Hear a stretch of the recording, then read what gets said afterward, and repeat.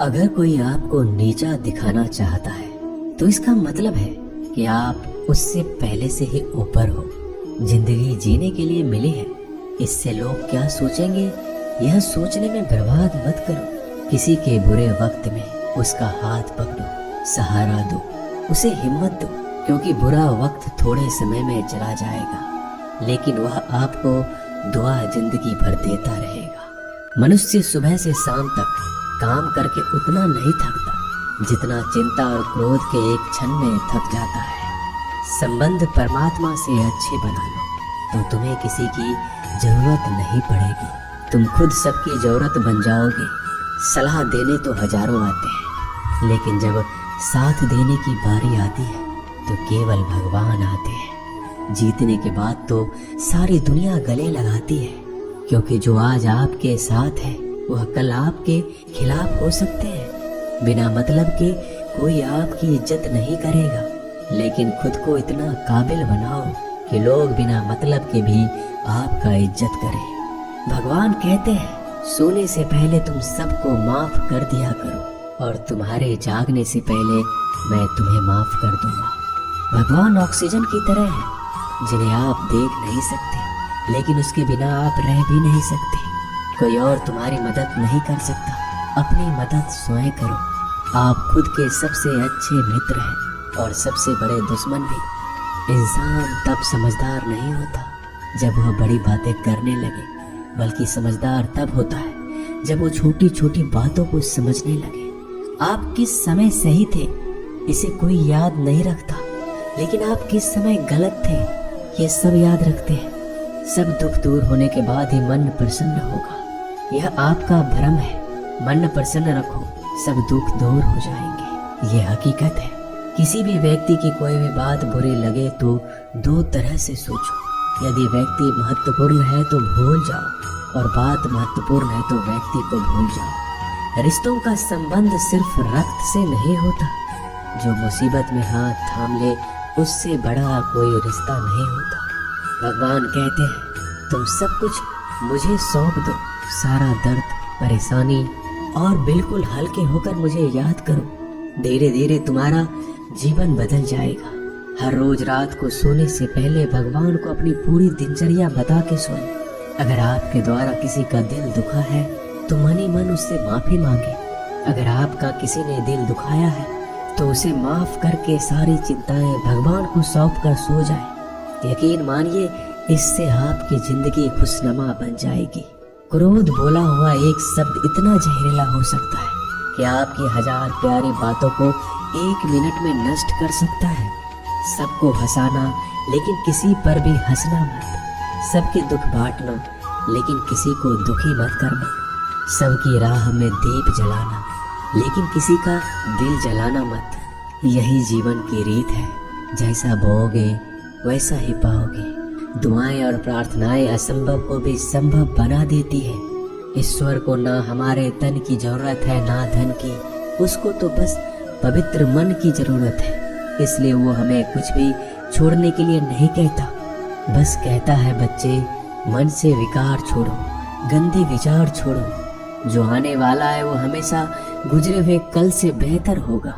यही एक सोच आपके जीवन में कभी निराशा नहीं होने देगी।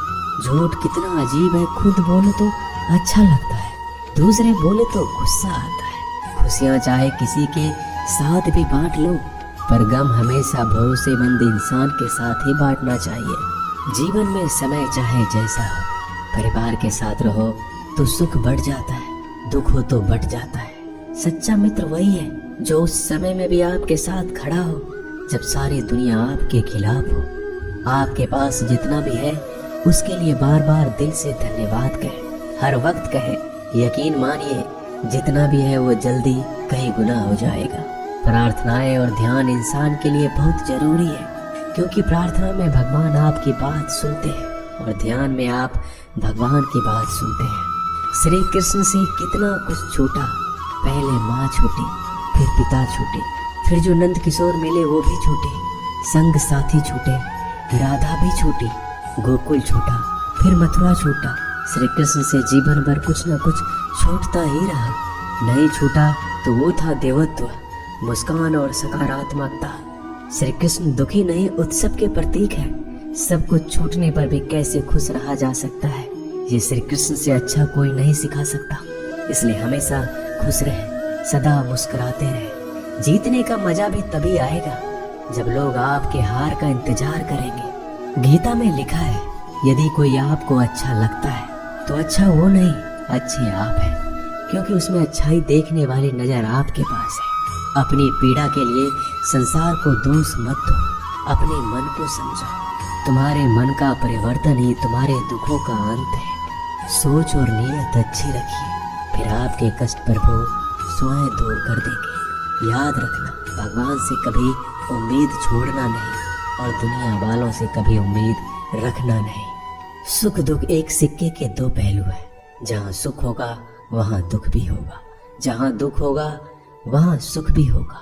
इसलिए सुख दुख के बारे में बिना सोचे निरंतर अपने लक्ष्य को प्राप्त करने के लिए प्रयास करते रहना चाहिए। एक बात हमेशा याद रखना, किसी के सामने गिड़गिड़ाने से ना मोहब्बत मिलती है ना इज्जत। इसलिए अपने स्वाभिमान को जिंदा रखो। कोई अगर आपकी किस्मत में होगा तो आपके पास खुद ही चल कर आएगा। दूसरों को हराने का मौका मत दो, बस खुद को आगे ले जाने की जिद पालो। कभी हार ना मानने की आदत ही एक दिन जीतने की आदत बन जाती है। सिर्फ दो चीजें मनुष्य के भाग्य का निर्माण करती है। पहला, स्वभाव। अगर आपके स्वभाव में अच्छाई, विनम्रता और गुण है तो आपका भाग्य चमकेगा। अगर आपका स्वभाव क्रोधी है, आलसी है, तो आपका भाग्य बिगड़ना अनिवार्य है। इसलिए अपने स्वभाव को मधुर और आकर्षित बनाइए। दूसरा, आपकी वाणी। बोलना तो आदमी 2.5 साल की उम्र में ही सीख जाता है, परंतु कब, कहाँ और कैसे बोलना है उसे यह जिंदगी भर भी नहीं समझ पाता। जिसे ये बोलना आ गया कि कब, कहाँ और कितना बोलना चाहिए, समझ लो उसे सफल होने के लिए कोई नहीं रोक सकता। पिता से बड़ा कोई सलाहकार नहीं, माँ की छांव से बड़ी कोई दुनिया नहीं, भाई से अच्छा कोई भागीदार नहीं और बहन से बड़ा कोई शुभ चिंतक नहीं। इस मतलबी दुनिया से कोई मतलब ना रखो, और मतलब रखना है तो अपने मतलब से मतलब रखो। दुआएं मांगने से किसका भला होता है, मिलता तो वही है जो हमने बोया होता है। तुम नीचे गिर के देखो, कोई नहीं आएगा उठाने। तुम जड़ा उड़कर तो देखो, सब आएंगे गिराने। एक बात हमेशा याद रखना, अगर शराब की दुकान पर बैठकर दूध पियोगे तो तुम्हें शराबी का ही दर्जा मिलेगा, और किसी मंदिर में बैठ के पानी भी पियोगे तो तुम्हें एक संत का दर्जा दिया जाएगा। इसलिए आप किसके साथ उठते बैठते हो ये बहुत मायने रखता है। दोस्तों, आशा करता हूँ कि आपने इस वीडियो से बहुत सारी सीख ली होगी। मिलते हैं जल्दी एक नए ज्ञानवर्धक वीडियो में। धन्यवाद। अपना ख्याल रखिएगा।